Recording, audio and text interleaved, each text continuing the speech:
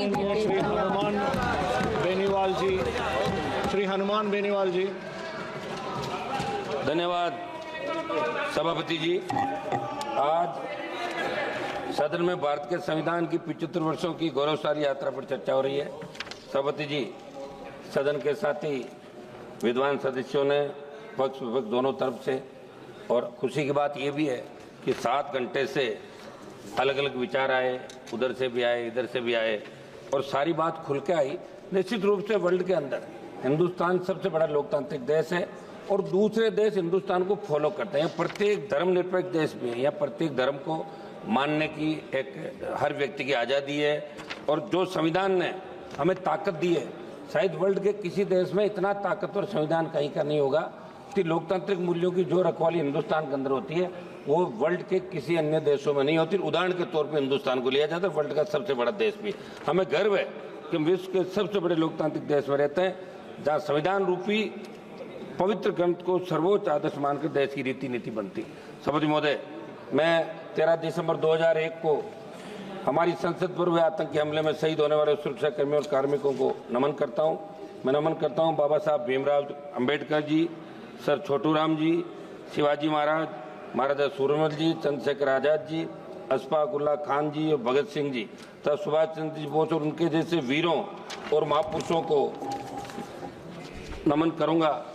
भगवान बिरसा मुंडा जी, सरदार उधम सिंह जी को और जलियांवाला बाग में शहादत देने वाले वीरों और राजस्थान के मानगढ़ में शहादत देने वाले मेरे वीर आदिवासियों को।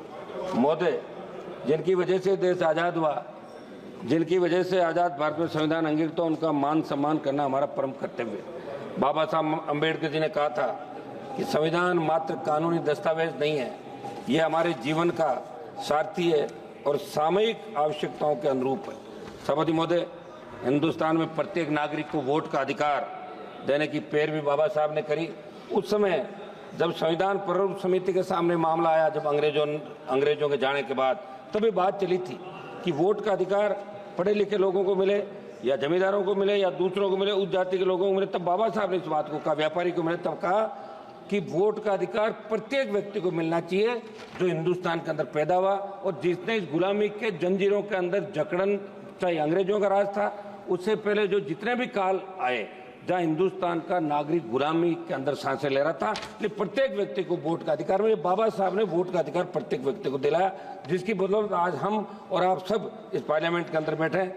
मैं बाबा साहब ने कहा कि सदियों से गुलामी की जंजीरों में जकड़े प्रत्येक व्यक्ति को वोट का अधिकार मिले तो अपने मनमाफिक सरकार का वो चुनाव कर सके। सभापति महोदय, संसद हमले की बरसी मनाई जा रही है। 13 दिसंबर 2001 को जो संसद पे आतंकी हमला हुआ, सबसे पहली शहादत राजस्थान के बेटे जगदीश यादव, जेपी यादव ने दी।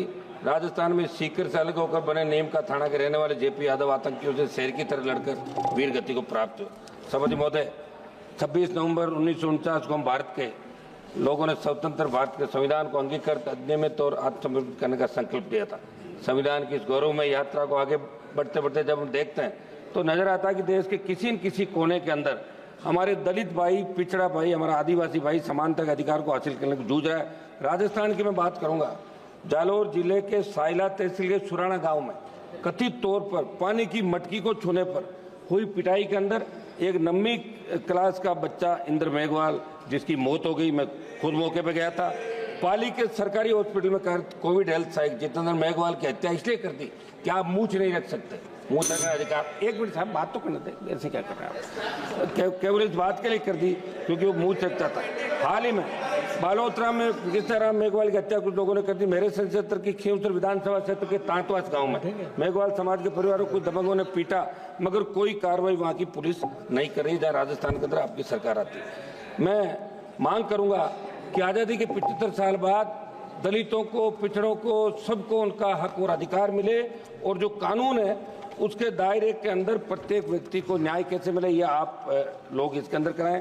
राष्ट्रपति महोदय ने 26 नवंबर 2024 को कहा था कि बाबा साहब अम्बेडकर जी की प्रगतिशील और समाज सोच के छाप हमारे संविधान पर अंकित है। इस बात को देश की सरकार आमसद करे और सोचे कि बाबा साहब की समाज सोच के अनुसार कार्य क्यों नहीं कर रहे हैं। भाजपा के साथी सदस्यों ने देश में लगाया गया आपातकाल का जिक्र किया। हम भी ये कहते हैं कि आपातकाल गलत लगा था, बहुत से लोगों को तकलीफ पड़ी, बहुत से लोगों को जेलों में रहना पड़ा, ये अच्छी नहीं थी। लेकिन इंदिरा गांधी जी की दृढ़ इच्छा शक्ति ने एक झटके में बांग्लादेश को पाकिस्तान चालक कर दिया था और पाकिस्तान को सबक सिखाया था। इस बात को भी आपको याद रखना है। एक मिनट साहब, समय दें साहब आप। हम उस समय तो घोषित आपातकाल कर, लेकिन आज जो अघोषित आपातकाल है उसका क्या कोई भी सिस्टम के खिलाफ बोले? सीबीआई ईडी जैसी एजेंसियां उनकी आवाज को दबा देती है। लोकतंत्र में सभी अधिकार समान रूप से लागू होने के बावजूद इस देश के अन्नदाताओं को एमएसपी पर कानून बनाने की मांग, काले कानून वापस सदैन्य मांगों के लिए लंबा आंदोलन करना पड़ा। सबसे मतलब 1-2 मिनट में मेरी बात समाप्त कर रहा हूँ। 700 से ज्यादा किसान शहीद हुए। तमाम हालातों को देखकर लगा कि एक तरफ देश की सरकार आजादी के अमृत महोत्सव के बाद, दूसरी तरफ देश की चुनी हुई सरकार को माननीय श्री एम मलेश बाबू जी, एक मिनट दें साहब, 1 मिनट समय दें। लास्ट मिनट आर्थिक न्याय नहीं दे पा रही है। लास्ट मिनट सर, आर्थिक न्याय नहीं दे पा रही है। मेरी मांग है कि किसानों की कर्ज माफी, एमएसपी को कानूनी मान्यता देने के बाद आप स्वीकार करें। और जो आंदोलन अभी बॉर्डर पे चल रहा है, शंभू बॉर्डर, दूसरे बॉर्डर पे, किसानों से आप बात करें, वार्ता करें। संविधान में सहमति और असहमति दोनों को एक समान मूल्य के रूप में देखा गया, लेकिन आज क्या हालात? कोई भी सांसद, कोई नेता, कोई भी व्यक्ति सरकार के निर्णय से असहमति व्यक्त करता है तो उसे दुश्मन की नजर से देखा जाता है। ये ठीक नहीं है। सभापति जी, मैं अंतिम कंक्लूड कर रहा हूँ। एक मिनट मेरा समय सर। मणिपुर देश का राज्य है। हमारे भाई साथियों ने मणिपुर का हालात विस्तार से बात की। पूछना चाहूंगा कि संविधान कानून बावजूद मणिपुर में हालात में कब सुधार होगा? संविधान समान माननीय श्री एम मलेश बाबू जी, ऑनरेबल